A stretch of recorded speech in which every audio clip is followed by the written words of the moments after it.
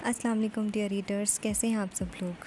आज की एपिसोड 1 घंटे की है क्योंकि आपकी तरफ से लाइक कम से कम होते जा रहे हैं, तो अब मेरी तरफ से भी एपिसोड के मिनट्स कम से कम होते जाएंगे।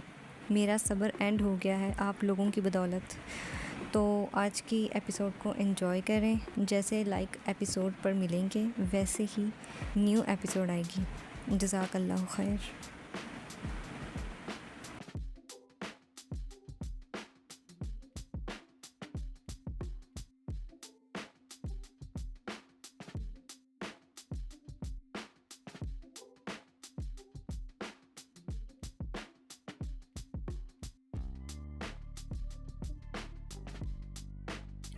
और जो लोग अपना ढेर सारा प्यार दे रहे हैं उनका बहुत शुक्रिया। आप लोगों के कमेंट्स पढ़कर दिल खुश हो जाता है और मज़ीद बेहतर से बेहतरीन लिखने को दिल करता है।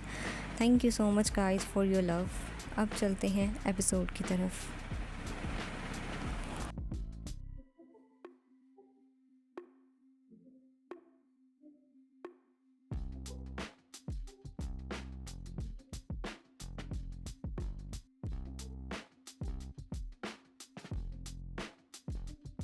His eastern bride by Saleha Iqbal. Episode 5। Three eagles के उस वसीओ अरीज और यकबस्ता हाल में वक्त जैसे किसी जादुई सहर के ज़ेरे असर थम सा गया था।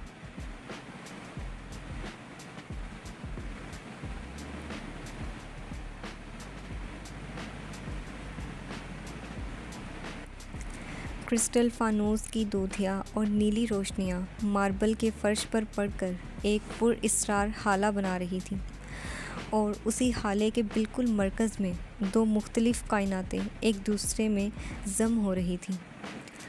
नूरे दिल का वो लरसता, कांपता और खौफ से निढाल वजूद अब जिब्रील फ़तेह के उस देव हैकल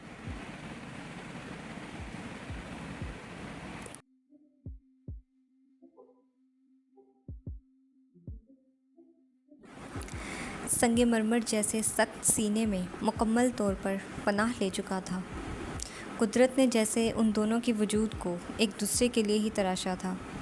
जिब्रील फ़तेह, जिसका कद 6 फुट 4 इंच था और जिसका जिस्म किसी फौलादी चट्टान की मानिंद चौड़ा और मजबूत था, उसके बिल्कुल बरक्स नूरे दिल महज 5 फुट चंद इंच की एक इंतहाई नाजुक और शीशे जैसी लड़की थी।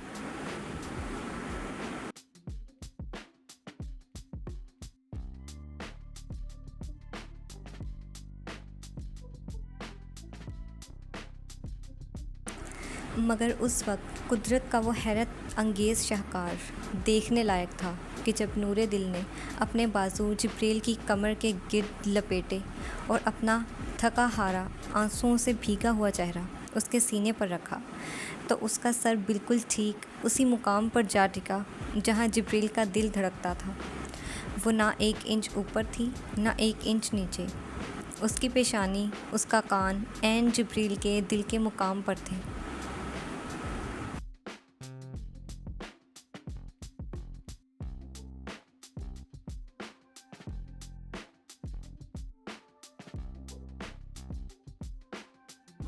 नूरे दिल की सांसें जो अब तक खौफ से उखड़ी हुई थीं, अब एक अजीब से रिदम में आ रही थीं।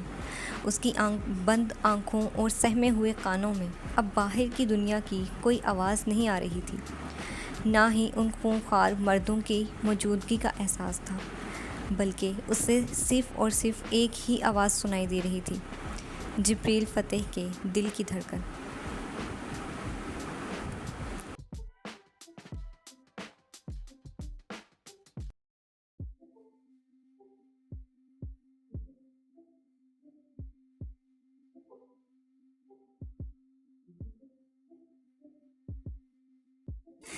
वो धड़कन जो आम इंसानों की तरह तेज़ और बेतरतीब नहीं थी, बल्कि एक गहरी, शाहाना और इंतहाई पुरसुकून वे में धड़क रही थी।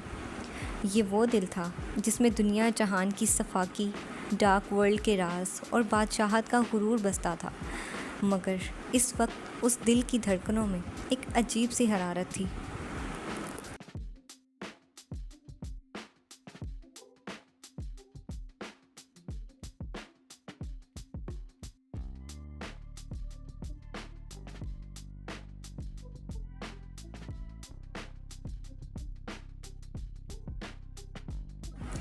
जो नूरे दिल की हड्डियों में उतरती हुई सर्दी को कम कर रही थी। जिब्रील का वो लंबा और फौलादी हाथ जो उसकी बरहना कमर पर रखा था, उसके लम्स से निकलती हुई गर्माइश नूरे दिल को ये यकीन दिला रही थी कि अब मौत भी उसका कुछ नहीं बिगाड़ सकती। वो दुनिया के सबसे महफूज किले में थी, जबकि हाल के एक तरफ ये तिलिस्माती मंजर जारी था।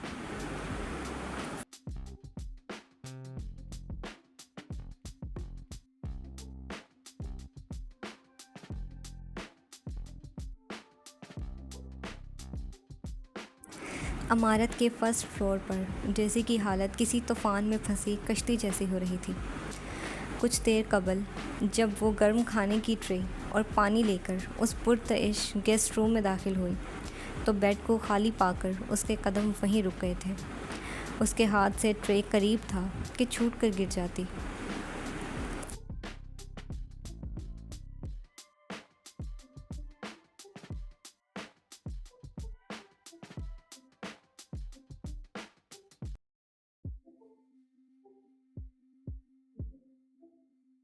उसने जल्दी से ट्रे को साइड टेबल पर पटका और वॉशरूम चेक किया, मगर नूरे दिल वहाँ नहीं थी।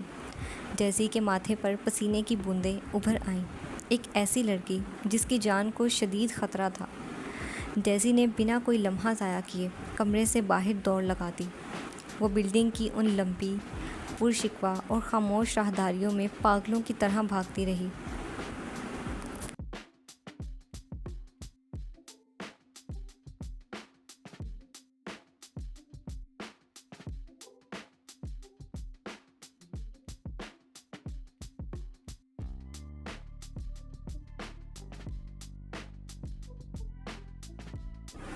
कहाँ चली गई वो?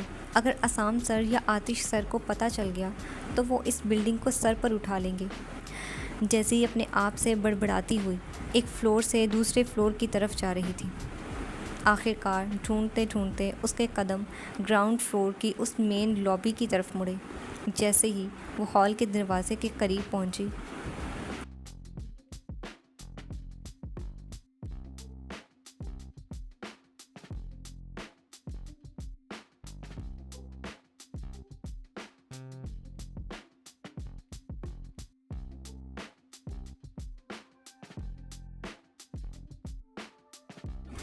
उसकी नज़र सामने के मंजर पर पड़ी और उसके चलते हुए कदमों को जैसे किसी ने ज़मीन में गाड़ दिया।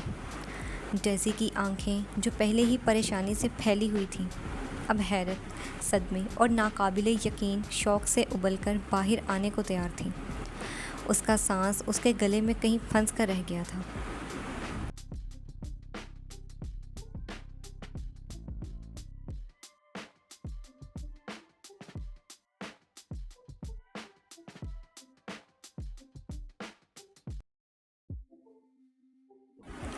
उसके बिल्कुल सामने थ्री ईगल्स का वो सबसे ख़तरनाक, बेरहम और सर्द मोहरा जिब्रील फ़तेह खड़ा था।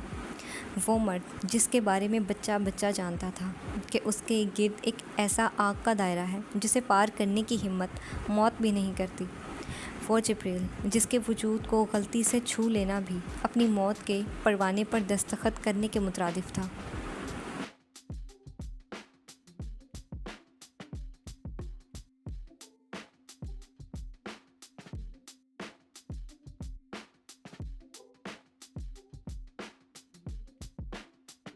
जिसने आज तक किसी औरत के साय को भी अपने करीब भटकने नहीं दिया था। वो इस वक्त उस नाजुक सी सुर्ख उरूसी जोड़े में मलबूस लड़की को अपने सीने से लगाए खड़ा था और उसका हाथ उस लड़की की कमर पर इस कदर हक और मलकियत के साथ रखा था जैसे वो उसकी कायनात हो। डेज़ी ने बेइख्तियारी में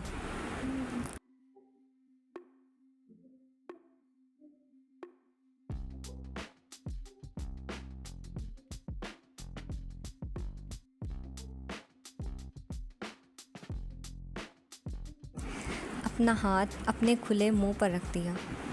ये मंज़र उसकी सोच, उसकी अक्ल और उसकी ज़िंदगी के तमाम तजुर्बात से बालातर था। डेज़ी ने अपने आप को संभालने की कोशिश की और इंतहाई छोटे, मोहतात और दबे हुए कदम उठाती हुई आगे बढ़ी। हॉल में गहरी खामोशी थी।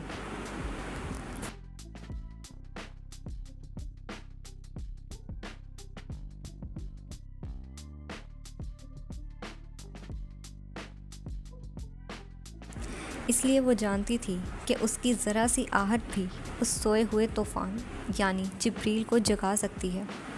वो चलती हुई असाम कायरा के बिल्कुल दाएं जानिब आकर खड़ी हो गई, जो पहले ही किसी बुत की तरह अपने हाथ पैंट की जेबों में ठूंसे मुंह खोले उस मंदिर को देख रहा था।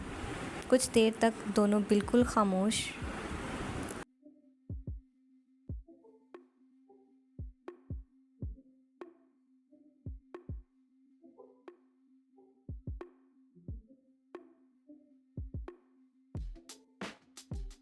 एक ही ज़ाविये से उस नामुमकिन मंज़िर को घूरते रहे। फिर असम के खुश्क होते हुए हलक से एक बामुश्किल सरगोशी निकली, जिसमें हैरत का समंदर था। ये ये क्या देख रहा हूँ मैं? असम ने नज़रें सामने जमाए जमाए जैसे अपने आप से सवाल किया, जैसी जिसकी अपनी हालत असम से मुख्तलिफ नहीं थी।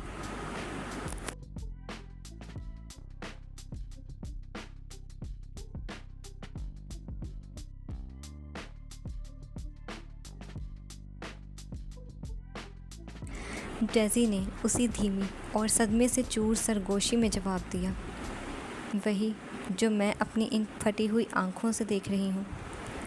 असम ने अपनी अंबर आँखों को सुकेड़ा। उसे अब भी अपनी नज़रों पर यकीन नहीं आ रहा था। उसको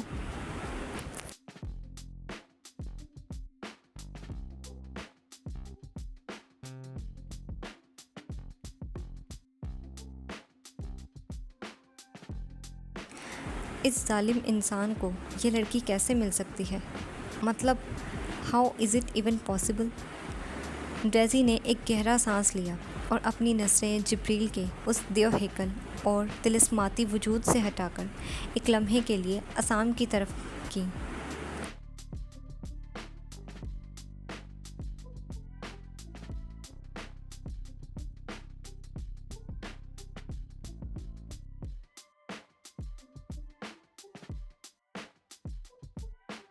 वही तो, ये तो सरासर नाइंसाफ़ी है। ये तो मुझ जैसी हसीन लड़की डिज़र्व करते हैं, और इन्हें ये रोती धोती सी बच्ची मिल गई। डेज़ी की इस इंतहाई गैर मुतवक्को और ख़ुद सताई से भरपूर बात पर असम का सदमा एक सेकंड के लिए हवा में उड़ गया। उसने एक ज़ोरदार झटके से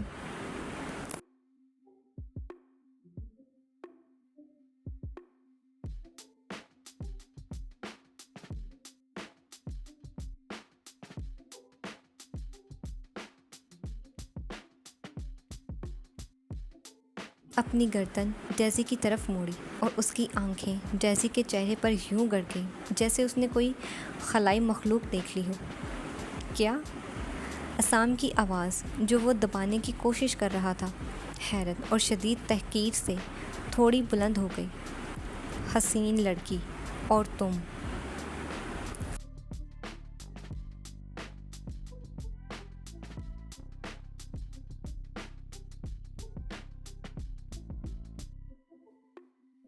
उसकी आंखें ये जुमला अदा करते हुए वाकई उबलकर बाहर आने को तैयार थीं। डेज़ी ने इंतहाई एतमाद और डिटाई से अपने बालों की एक लट को झटक कर पीछे किया और असम को उसी के अंदाज में घूरा। हाँ, मैं हसीन लड़की।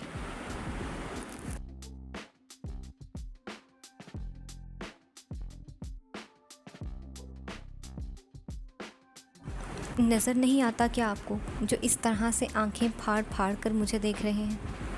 अंधे हो गए हैं क्या शौक़ की वजह से? असम ने एक इंतहाई गंदा और बेजारी से भरा मुंह बनाया।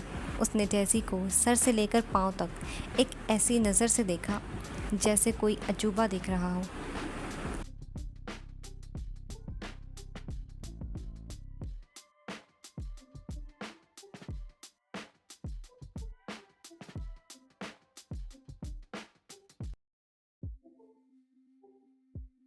नज़र तो सब आता है मुझे, मगर ये वाहियात ख़याल कभी मेरे ज़हन के किसी कोने में भी नहीं आया था कि तुम एक हसीन लड़की हो।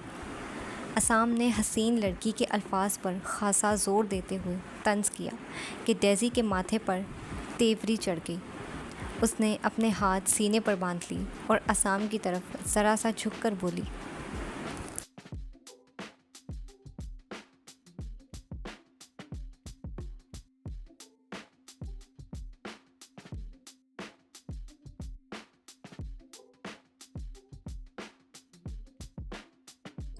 क्या मतलब है इस बात का मिस्टर अस्साम कायरा? आप मेरी खूबसूरती पर शक कर रहे हैं? यही मतलब है मोहतरमा। अस्साम ने एक जहरीली मुस्कुराहट के साथ अपना सर नफ़ी में हिलाते हुए उसे चिढ़ाने वाले अंदाज में कहा कि पिछले 6 जन्म में तुम पक्का 100% मर्दों की तरह इस दुनिया में आई होगी।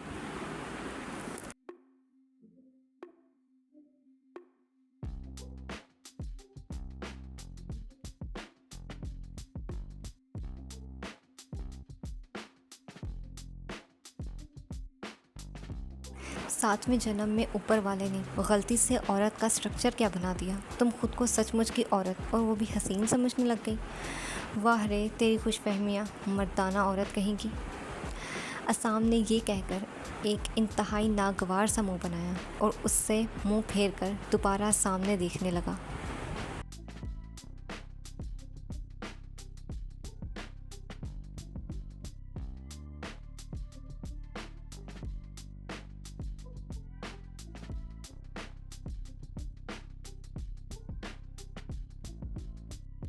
जैसे डेज़ी से बात करना उसकी शान के ख़िलाफ़ हो।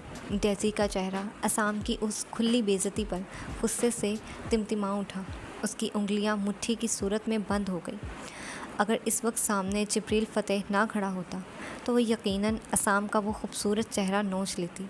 उसने दांत पीसते हुए इंतहाई जहरीली सरगोशी में जवाबी वार किया।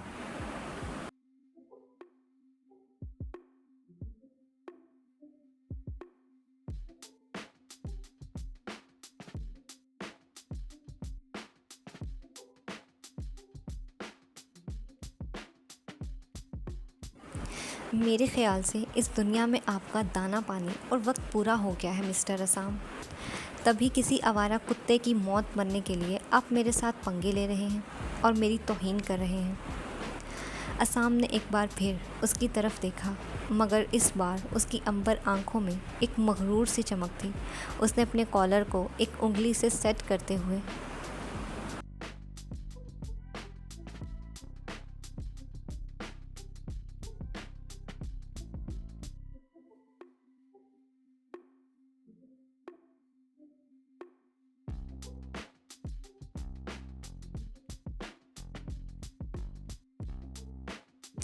अपने रिवायती नरगिसी अंदाज में कहा, मेरे जैसे बेपनाह हैंडसम, स्मार्ट और डैशिंग बॉस को मारने का ख्याल भी तुम्हारे इस उल्टे, छोटे और खिसके हुए दिमाग में कैसे आ सकता है? डेज़ी ने तंजिया अंदाज में नाक चढ़ाई और अस्साम के चेहरे को घूरते हुए बोली,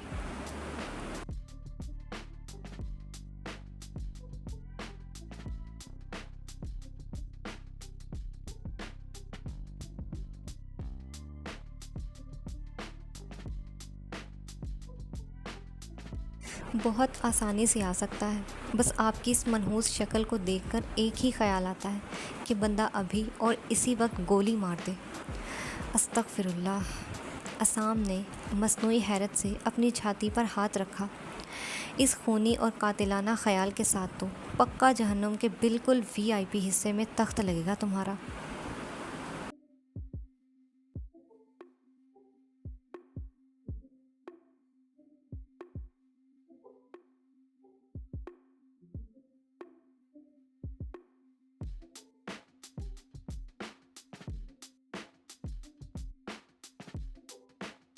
डेज़ी ने फ़ौरन तरकीब ब तरकी जवाब दिया, तो अभी क्या मैं यहाँ 3 ईगल्स में जन्नत की हूरों के साथ झूला झूलती नज़र आ रही हूँ आपको?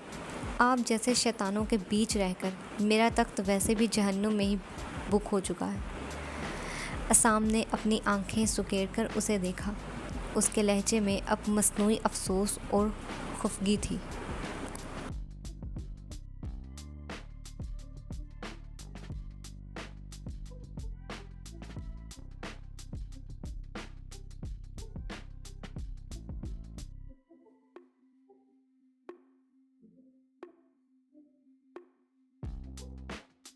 कैसी जालिम और बेशर्म सी औरत हो तुम। एक तो झूठ बोलती हो, ऊपर से बॉस से बात करने की ज़रा बराबर तमीज़ नहीं रही तुम में। मैं तुम्हारा बॉस हूँ, ये याद रखा करो। डेज़ी ने एक हकारत भरी हंसी दबाई और अस्साम के उस बॉस वाले दावे को हवा में उड़ा दिया।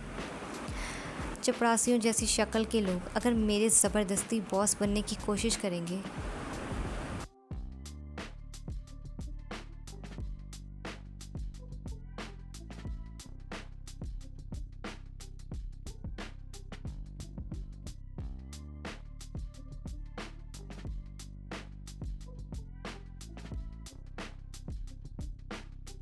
तो उनको मैं अपने सर का ताज तो बनाने से रही। और मिस्टर असम, ये बात मत भूलें कि आपने खुद मेरे मिन्नतें तरले किए थे मेरी काबिलियत की वजह से, तभी मैं यहाँ काम कर रही हूँ, वरना अपनी मर्ज़ी से मुझे कोई शौक़ नहीं है आप जैसे असापों को झेलने का।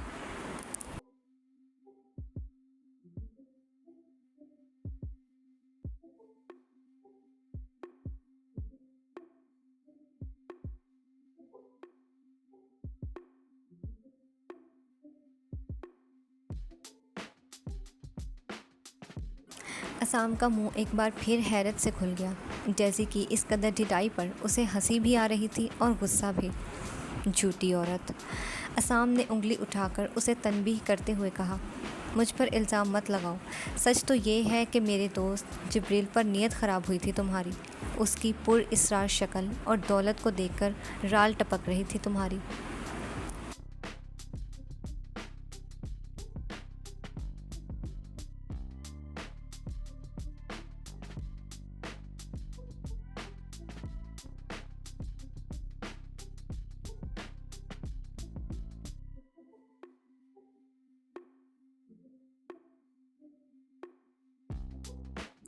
तभी तुम यहाँ मर्जी से काम कर रही हो और सारा इल्ज़ाम अब इंतहाई सफाई से मुझ पर लगा रही हो।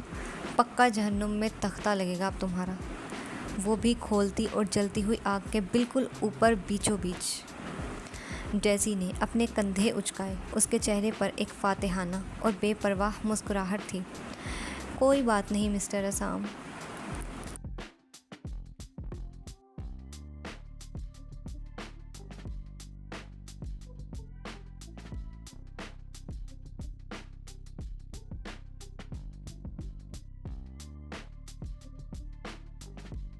मेरा तख्ता तो फिर भी आपसे ऊपर ही लगेगा। आप ज़रा अपना सोचें, मैं एक असिस्टेंट होकर ऊपर तख्ते पर होंगे और आप जब नीचे उस आग में झुलस रहे होंगे तो कैसे लग रहे होंगे। यकीन करें, कोयले से भी बुरे लगेंगे।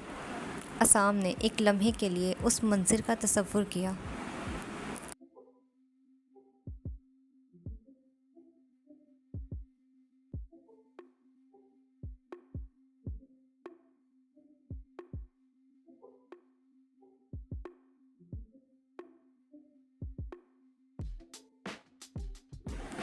और फिर अपने चेहरे के खदोखाल पर फ़ख्र महसूस करते हुए इंतहाई ढिठाई से बाल पीछे किए। तब भी मैं हैंडसम ही लगूंगा मोहतरमा, मेरा चार्म आग में भी कम नहीं होने वाला। लेकिन तुम अपना सोचो, जेंडर के नाम पर लोगों को कंफ्यूज करने वाली मर्दाना औरत। आप, डेज़ी ने गुस्से से आगे बढ़कर असाम का बाजू दबोचना चाहा।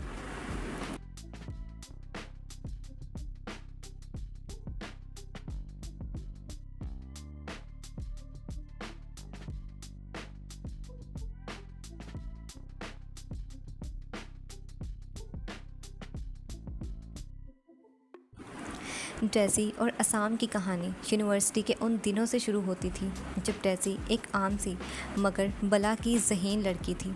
उसके दिमाग की तारें कंप्यूटर के मदरबोर्ड्स और कोडिंग की दुनिया से जुड़ी हुई थी। उसे किसी खूंखार सिंडिकेट का हिस्सा बनने का ज़र्रा बराबर भी शौक़ नहीं था। उसका ख्वाब तो कुछ और ही था।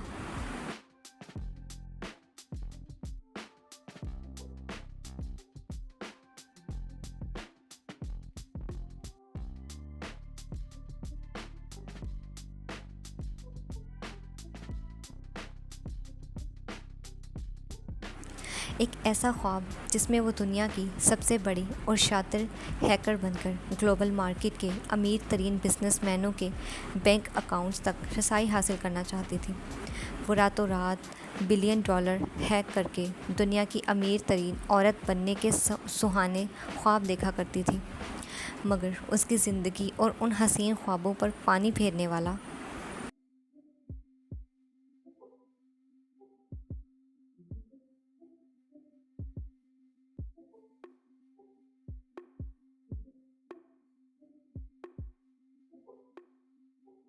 कोई और नहीं बल्कि यही असाम कायरा था। असाम जो यूनिवर्सिटी में भी अपने शाहाना और मगरूर अंदाज की वजह से मशहूर था, डेज़ी की इस गैर मामूली हैकिंग सलाहियत को भांप चुका था। जब थ्री ईगल्स का नेटवर्क वसी हो रहा था तो असाम को एक ऐसे दिमाग की ज़रूरत थी जो उनके साइबर सिक्योरिटी और डिजिटल फिटप्रिंट्स को दुनिया की नज़रों से ओझल रख सके।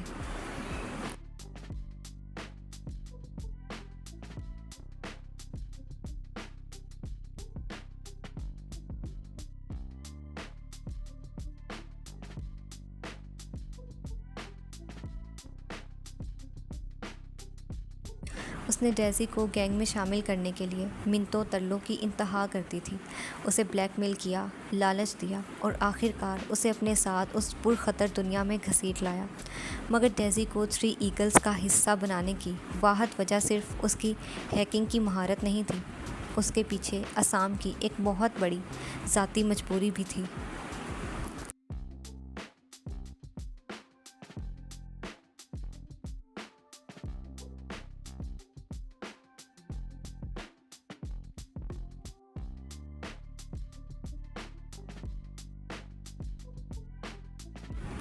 कायरा ख़ानदान की एक रवायती और बाअसर ख़ानदान था। असम को अपने घर वालों की कड़ी नज़रों और तफ्तीश से बचने के लिए एक मजबूत और ठोस कहानी की ज़रूरत थी, और ये कहानी उसने डेज़ी के नाम पर खड़ी की थी। अपने घर वालों की नज़र में असम ने डेज़ी को अपनी गर्लफ्रेंड के तौर पर मुतारफ़ करवाया था।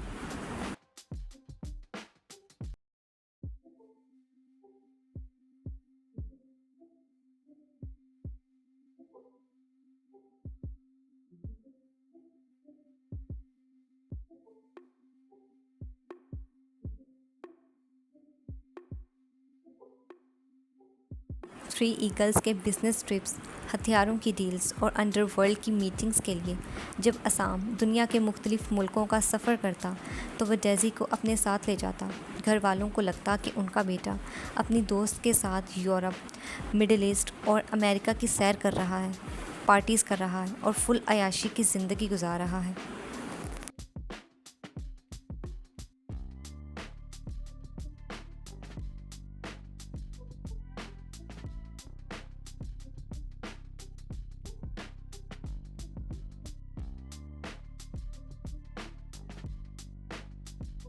असम की उस नाम नहाद, रोमानवी और लापरवाह ज़िंदगी ने कायरा ख़ानदान को कभी ये शक ही नहीं होने दिया कि उनका चश्मो चिराग दुनिया के सबसे ख़तरनाक माफिया सिंडिकेट का एक अहम सतून बन चुका है। यही वो पस मंज़र था जिसकी वजह से असम और डेज़ी के दरमियान कोई हद, कोई लिहाज बाकी नहीं रहता। वो एक दूसरे के राजदार थे।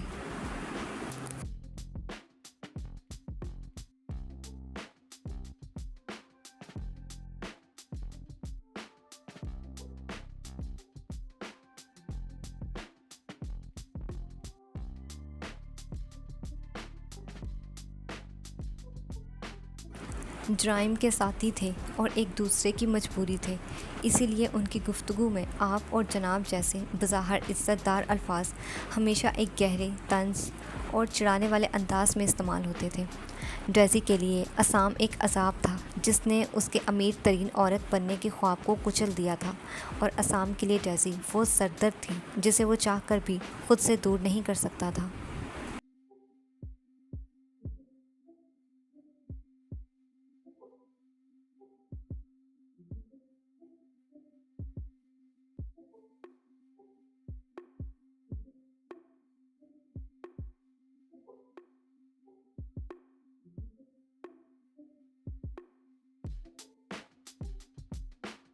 इससे पहले कि उनकी ये खुसर फुसर और नोक झोंक किसी बड़ी लड़ाई में तब्दील होती, हाल के वस्त में खड़े उस देव हेकल वजूद ने हरकत की।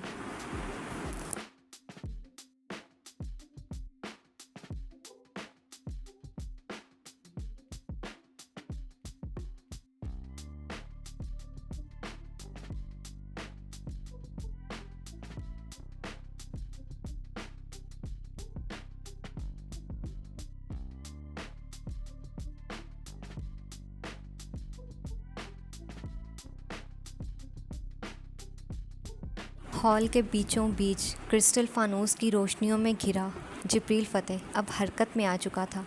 उसकी हर हरकत पर हाल में मौजूद लोगों की सांसें थम सी गईं। जिब्रील, जिसका सीना अब तक नूरे दिल के आंसुओं से मुकम्मल तौर पर भीग चुका था, उसने अपना वो फौलादी हाथ, जो किसी नाकाबिले तस्खीर ढाल की तरह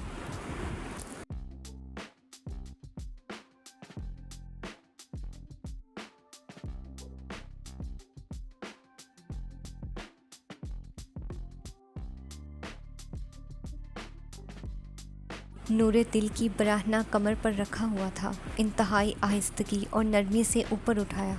वो मर्द जिसके हाथ की मामूली सी जुम्बश से दुश्मनों की गर्दनें कट जाया करती थीं, आज उसका वही हाथ लरसती हुई उंगलियों के साथ नूरे दिल के सर पर जा टिका।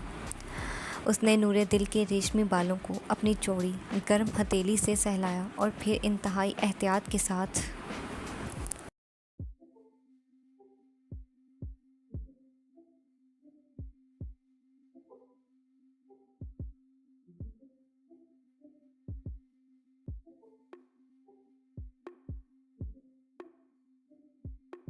जैसे कोई शीशे का नाजुक तरीन शाहकार थाम रहा हो, उसके शानों को पकड़कर उसे अपने सीने से थोड़ा सा दूर किया। नूरे दिल, जो अब तक उसकी दिल की धड़कनों के हसार में कैद थी, एकदम से आने वाले उस फासले पर मचल उठी। उसकी उंगलियां, जो जिब्रील की शर्ट को सख्ती से जकड़े हुए थीं, मज़ीद गड़ गईं। उसने अपना आंसुओं से तर, खौफज़दा और मासूम चेहरा ऊपर उठाया।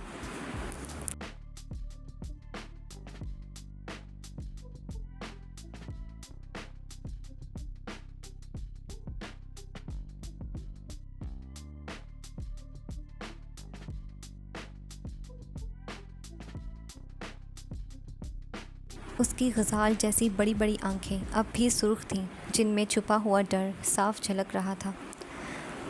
आप, नूरे दिल की लरसती हुई सिसकती हुई आवाज़ हाल के सन्नाटे में उभरी। वो लोग बहुत भयानक थे। मुझे लगा वो मुझे मार देंगे।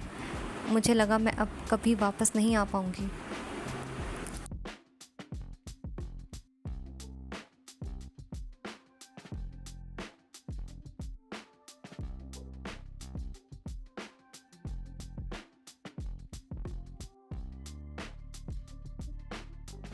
जिब्रील की तिलिस्माती और गहरी जामनी आंखों में एक ऐसा तूफ़ान मचा हुआ था, जिसे देखकर सामने खड़े असाम का भी दिल दहल गया था। मगर जब वो तूफ़ानी निगाहें झुककर नूरे दिल के मासूम चेहरे पर पड़ी, तो उनमें मौजूद सारी सफाकी, सारी वहशत एक लम्हे में तहलील हो गई। उन आंखों में अब सिर्फ़ और सिर्फ तहफ़्फ़ुज़ मौजज़न था।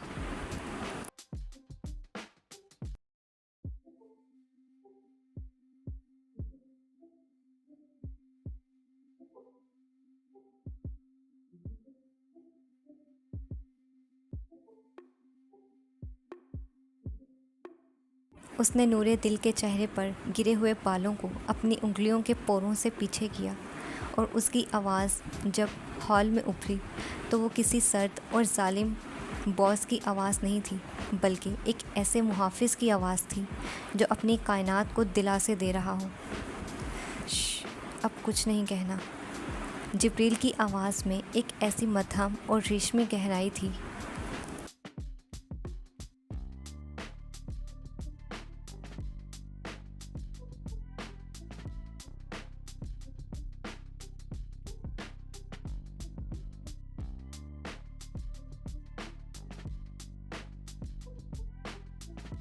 जिसने नूरे दिल के उखड़े हुए सांसों को फ़ौरन एक तरतीब में ला खड़ा किया। तुम्हें अब किसी चीज़ की टेंशन लेने की ज़रूरत नहीं है। तुम महफूज हो नूरे दिल। कोई तुम्हें हाथ लगाना तो दूर की बात, तुम्हारी तरफ आंख उठाकर भी नहीं देख सकता। जब तक मैं यहाँ खड़ा हूँ, दुनिया का कोई खौफ तुम्हारे करीब नहीं आ सकता।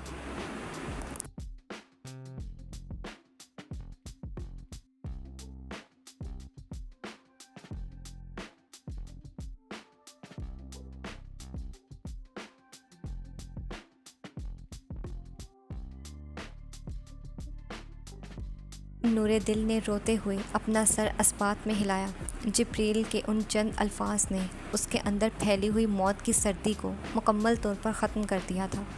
उसकी जकड़ी हुई उंगलियां जो जिब्रील की शर्ट के कॉलर को खींच रही थी अब आहिस्ता आहिस्ता ढीली पड़ गई। उसने एक गहरा और पुरसुकून सांस लिया, जैसे उसे यकीन आ गया हो कि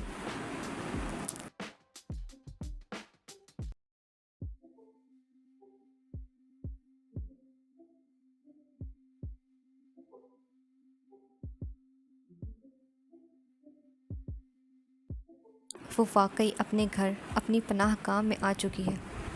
नूरे दिल को मुकम्मल तौर पर पुरसुकून करने के बाद जिब्रील के चेहरे के तासुरात एक बार फिर बदल गए। उसकी आंखों में दोबारा वही सर्द, सफाक और बादशाहों वाला गुरूर लौट आया। उसने अपने सर को हल्का सा मोड़ा और हॉल के दूसरे सिरे पर खड़े असाम और डेज़ी की तरफ देखा।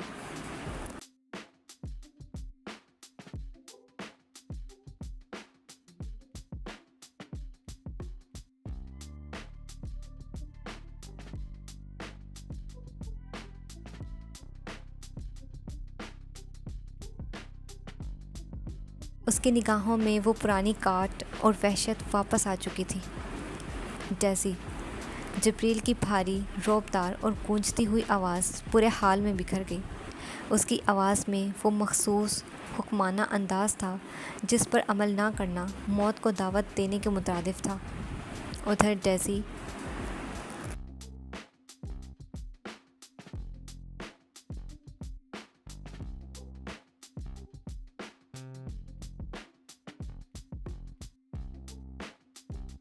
जो कुछ लम्हे पहले तक असाम के साथ कुत्तों वाली लड़ाई लड़ रही थी, जिब्रील की ज़ुबान से अपना नाम सुनते ही किसी और ही दुनिया में चली गई। वो हैकर जिसके दिमाग में हर वक्त दुनिया भर के कोड्स और हैकिंग स्क्रिप्ट्स चलते रहते थे, उस वक्त मुकम्मल तौर पर फ़ैन गर्ल मूड में आ चुकी थी।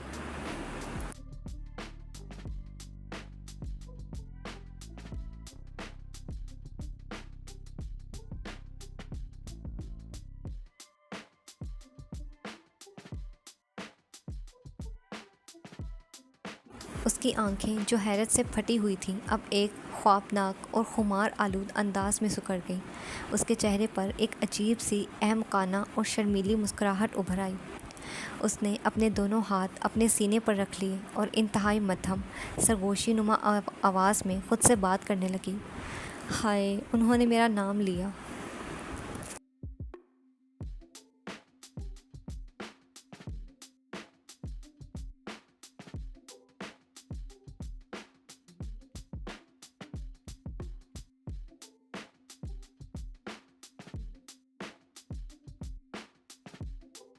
ओह माय गॉड, मुझे उनके मुंह से अपना इनाम कितना प्यारा और सुरीला लगता है, जैसे कोई गज़ल पढ़ रही हूँ। जैसी अब हकीकत की दुनिया से मुकम्मल तौर पर कट चुकी थी, वो अपनी इस अहमकाना और ख्वाबनाक मुस्कुराहट के साथ हल्के हल्के अपने जिस्म को दाएं बाएं झुला रही थी।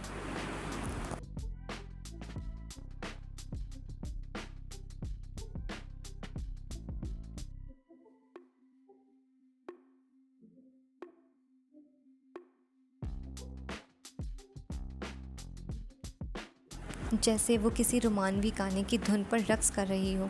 उसकी आंखों के सामने जैसे गुलाब के फूल बरस रहे थे और वो ये भूल चुकी थी कि सामने खड़ा शख्स कोई रोमानवी हीरो नहीं, बल्कि लक्समबर्ग का सबसे ख़तरनाक इंसान है। असाम, जो पहले ही उस सारे ड्रामे से शदीद उलझन और चिढ़ का शिकार था।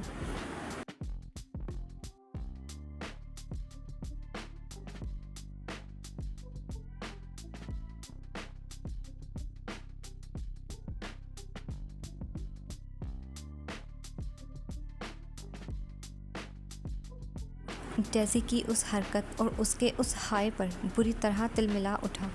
उसने अपना दांत पीसा और बगैर कोई लम्हा ज़ाया किए अपनी सख्त और नुकीली कोनी पूरी ताकत से डेज़ी के बाजू पर दे मारी। आउच! डेज़ी के मुंह से एक दबी हुई चीख निकली और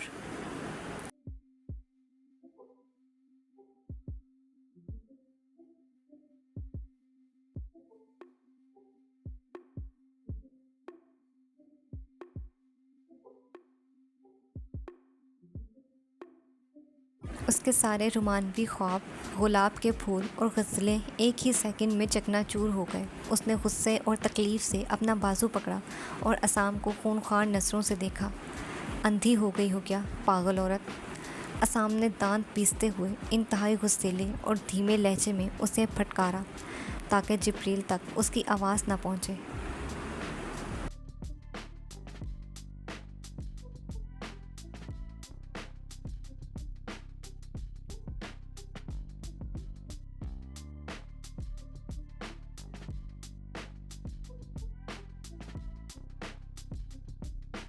यहाँ खड़े होकर मजनू की लैला मत बनो, वो सच में तुम्हें बुला रहा है। जाओ जल्दी उसके पास, इससे पहले कि वो अपनी इस गज़ल जैसी सुरीली आवाज़ में तुम्हारी मौत का परवाना जारी कर दे।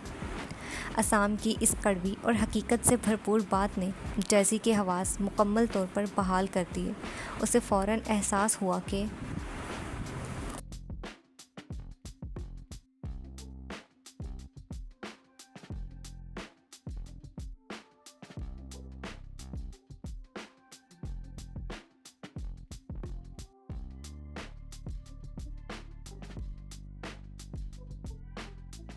वो कहाँ खड़ी है और उसे किसने बुलाया है। उसकी शर्मीली मुस्कुराहट गायब हो गई और उसकी जगह एक इंतहाई अलर्ट और प्रोफेशनल तासुर ने ले ली। उसने जल्दी से अपने कपड़े दुरुस्त किए, अपने चेहरे पर फैली हुई घबराहट को छुपाया और अपना होश संभालते हुए तेज़ मगर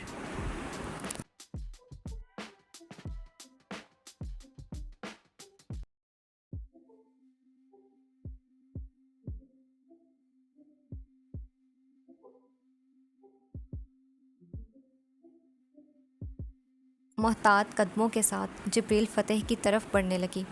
हर कदम उसके दिल की धड़कन तेज़ हो रही थी, क्योंकि वो जानती थी कि जिब्रील फ़तेह के इतने करीब जाना किसी भी आम इंसान के लिए एक बहुत बड़ा इम्तिहान था। जैसी के कदम जो कुछ लम्हे पहले तक किसी रोमानवी खुमार में ज़मीन से उखड़े हुए थे,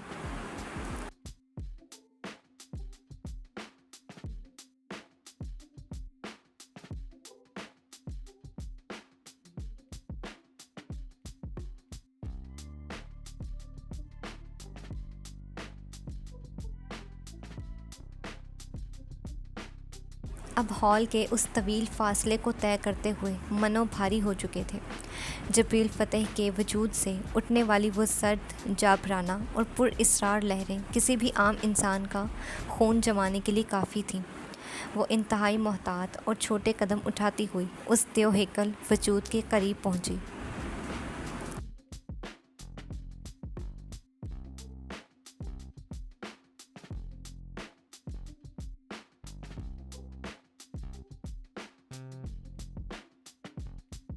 उसकी नज़रें एहतराम और एक अनजाने खौफ के बायस झुकी हुई थी।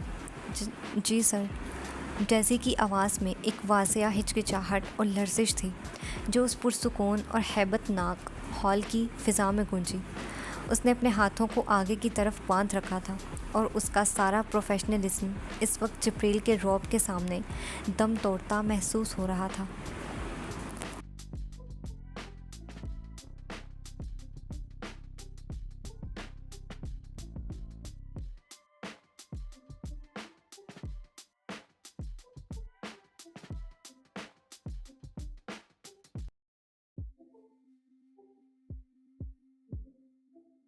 जिब्रील, जिसकी पूरी तवज्जो अभी भी अपनी आगोश में सिमटी उस नाजुक सी लड़की पर मरकूज़ थी, उसने बिना डेज़ी की तरफ देखे इंतहाई सर्द, हुक्माना और दो टोक लहजे में हुक्म सादिर किया। नूरे दिल को कमरे में ले जाओ। ये अल्फाज जैसे ही जिब्रील के लबों से अदा हुए,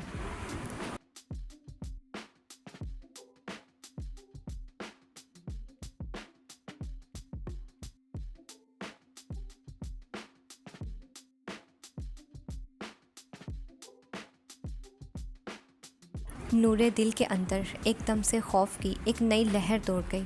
उसका वो दिल जो अभी कुछ लम्हे पहले जिब्रील के सीने से लगकर एक पुरसुकून धड़कन में ढल चुका था, अचानक किसी पकड़े जाने वाले परिंदे की तरह फड़फड़ाने लगा। उसकी उंगलियां जो जिब्रील की ब्लैक शर्ट के फैब्रिक को ढीला छोड़ चुकी थी, एक बार फिर सख्ती से तन गई।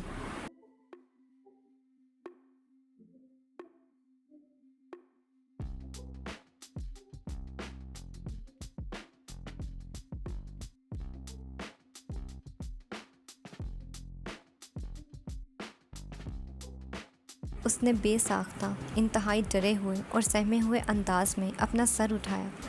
उसकी गज़ाल जैसी बड़ी आंसुओं से भीगी और सुर्ख आंखें सीधी जिब्रील फ़तेह के उस तराशीदा और संगमरमर जैसे सख्त चेहरे पर जाकर टिकी।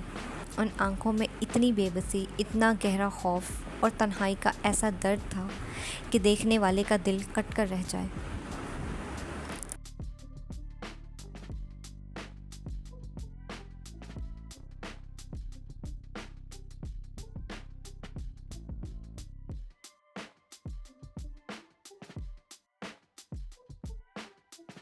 वो कुछ बोल नहीं पा रही थी, लेकिन उसकी निगाहों की खामोश इल्तिजा चीख चीख कर कह रही थी कि उसे खुद से दूर मत करो, उसे इस अंधेरे और खौफनाक महल में अकेला मत छोड़ो।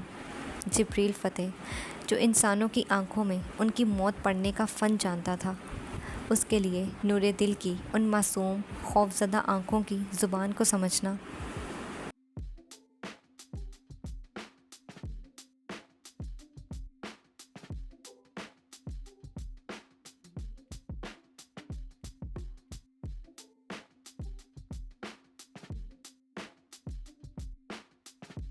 किसी भी तौर मुश्किल नहीं था। नूरे दिल की नज़रों का मरकज़ बनते ही जिब्रील के चेहरे पर फैली हुई सफाकी और सर्द मोहरी एक लम्हे में तहलील हो गई। उसकी गहरी, तिलिस्माती और पुरइसरार जामनी आंखों में एक ऐसी नरमी, एक ऐसी मध्यम और रेशमी तड़प उभरी जो उसकी पूरी ज़िंदगी के उसूलों के ख़िलाफ़ थी।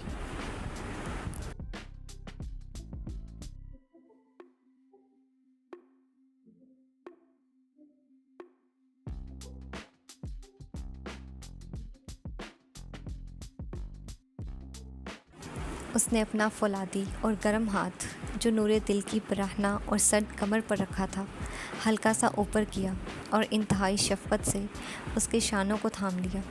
उसकी आवाज़ जब हाल में गूंजी तो उसमें कोई बादशाहत का गुरूर नहीं था, बल्कि एक ऐसे मुहाफ़िज़ की हतमी यकीन दहानी थी जो अपनी कायनात को अपने हसार में ले रहा हो।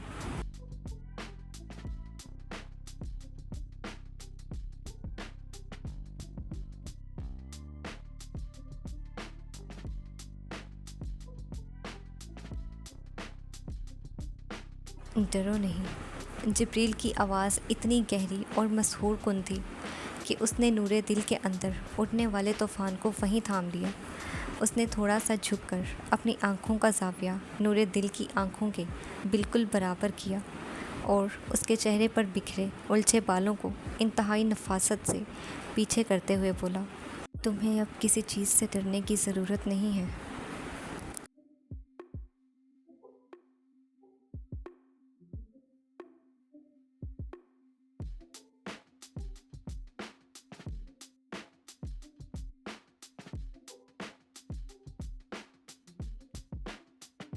तुम यहाँ बिल्कुल महफूज हो।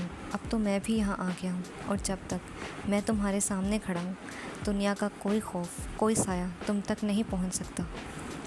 जिब्रील के एक एक लफ्ज़ में इतनी ताकत और सच्चाई थी कि नूरे दिल की सांसें जो खौफ से अटक रही थी, वो आहिस्ता आहिस्ता बहाल होने लगी।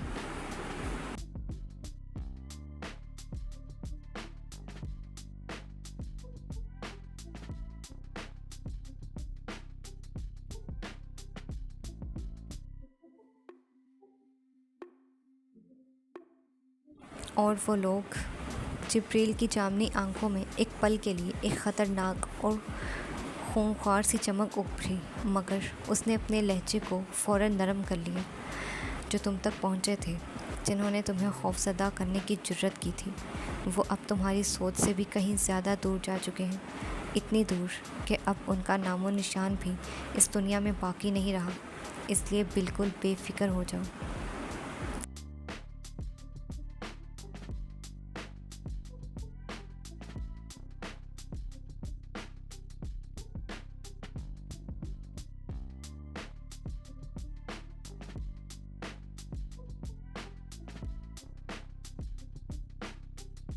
उसने नूरे दिल के सुर्ख और ज़रबफ्त के भारी लहंगे के नीचे मार्बल के यकबस्ता फर्श पर रखे उसके नंगे, नाजुक और मेहंदी रचे पाँव की तरफ देखा, जो सर्दी की शिद्दत से हल्के हल्के कांप रहे थे। जिब्रील के माथे पर एक हल्की सी शिकन उभरी। जाओ, जाकर आराम करो।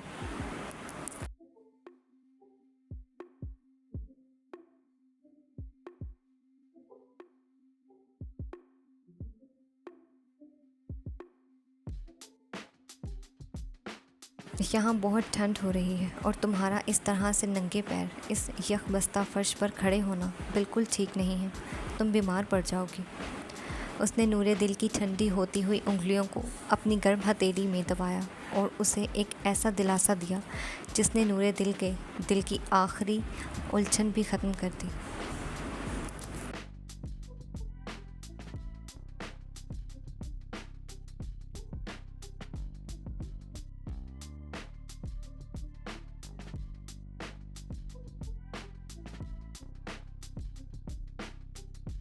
तुम जाओ, मैं बस थोड़ी देर में आता हूँ। नूरे दिल ने जिब्रील की उन गहरी और सच्ची आंखों में देखा वो वादा जो उसकी आंखों में चमक रहा था। उसने नूरे दिल के अंदर एक मुकम्मल और गहरा सुकून उंडेल दिया। उसने अस्बात में अपना सर हिलाया और उसकी मुट्ठियाँ जो जिब्रील के कपड़ों को जकड़े हुए थीं अब मुकम्मल तौर पर खुल चुकी थीं।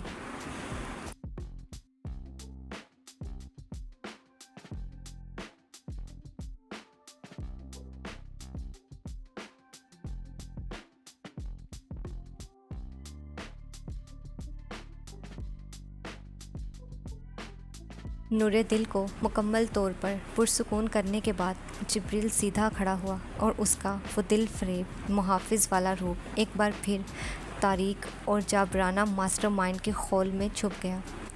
उसने अपनी नज़रों का रुख डेज़ी की तरफ किया और एक हल्का सा मगर इंतहाई तहकमाना इशारा किया कि वो नूरे दिल को यहाँ से ले जाए।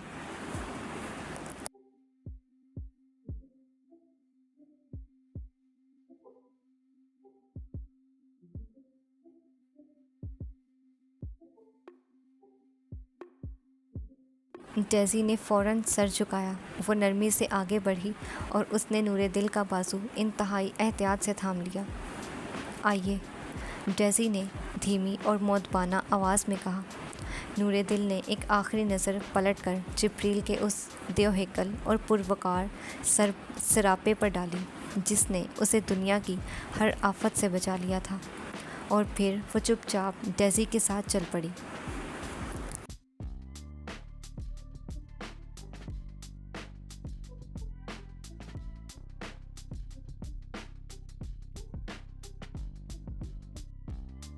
उसके भारी लहंगे की सरसराहट और पायल की मध्यम सी झनकार हाल की खामोशी में गूंजने लगी। डेज़ी उसे लिए हुए हाल के वस्त से गुजरी और उस राहदारी की तरफ कदम बढ़ाने लगी जहां इमारत का वो पुरतश गेस्ट रूम मौजूद था जिसमें नूरे दिल को कुछ देर पहले रखा गया था, मगर अभी उन्होंने चंद कदम ही उठाए थे कि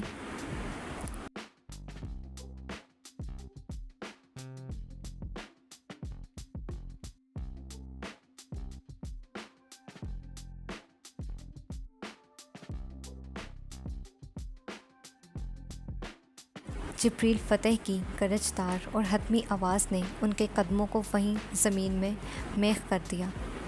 गेस्ट रूम में नहीं। आवाज़ में इतनी सख्ती और काट थी कि हाल का दर्जा हरारत मज़ीद गिरता हुआ महसूस हुआ। डेज़ी के कदम झटके से रुके और उसने घबरा कर मुड़कर जिब्रील की तरफ देखा।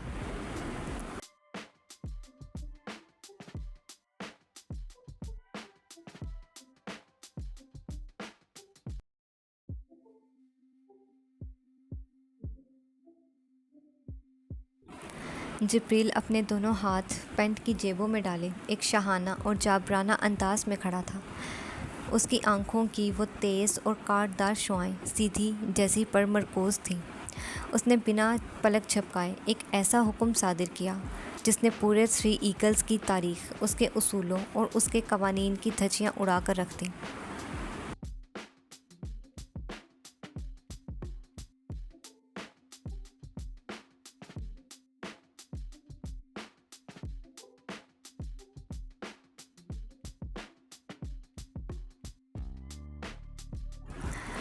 इसे मेरे फ्लोर पर ले जाओ।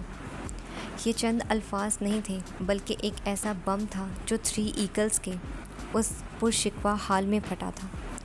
इस बात के अदा होते ही वहाँ मौजूद हर शख्स के सांस सीनों में अटक कर रह गए। हाल के एक कोने में खड़े असाम कायरा और आतिश गजनवी के चेहरों पर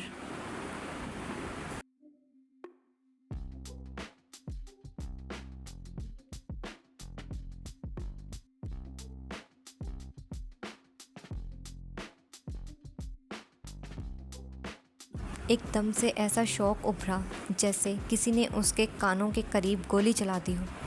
असाम की अंबर आंखें नाकाबिले यकीन हद तक फैल गईं। उसका मुंह जो बमुश्किल बंद हुआ था एक बार फिर हैरत से खुल गया। वो जानता था कि जिब्रील फतेह का फ्लोर, वो पेंट हाउस जो उस फलक बोस इमारत की सबसे ऊपरी मंजिल पर था,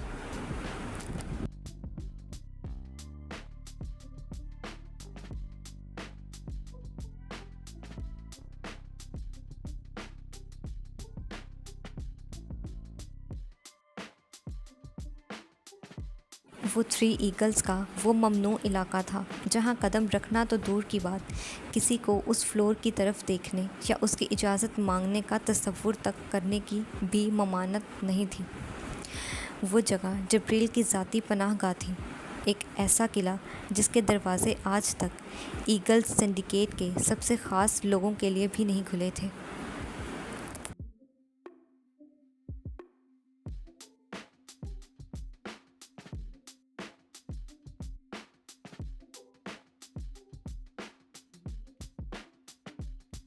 और आज वो इंसान जो अपने साय को भी अपनी उस प्राइवेसी में शामिल नहीं करता था, वो खुद अपने मुंह से अपने हतमी हुक्म के साथ उस लड़की को अपने फ्लोर पर ले जाने की बात कर रहा था।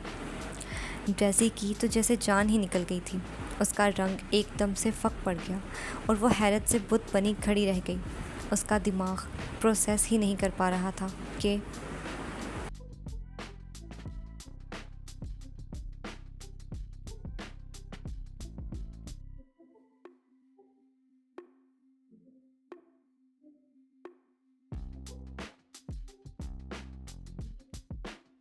उसने अभी क्या सुना है।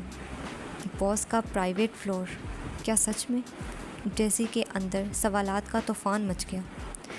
मगर उस वर्ल्ड की एक सीधी सी हकीकत थी, जिब्रील फ़तेह के हुक्म पर सवाल नहीं किया जाता था, सिर्फ अमल किया जाता था।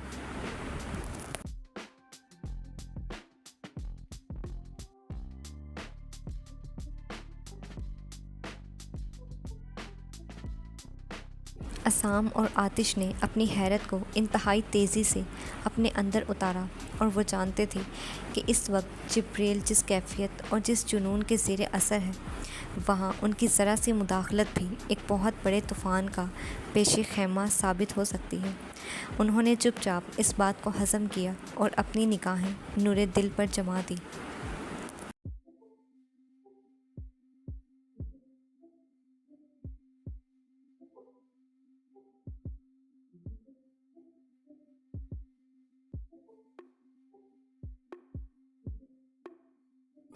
जो इस सारे मामले और इस फ्लोर की अहमियत से बिल्कुल नावाकिफ़ मासूमियत से खड़ी थी।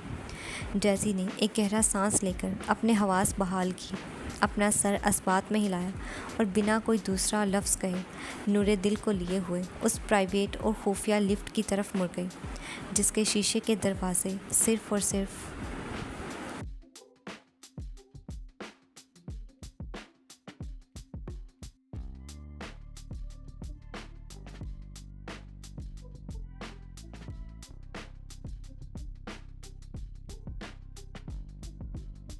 उस इमारत के सबसे पुरअसरार और ख़तरनाक फ्लोर पर जाकर खुलते थे।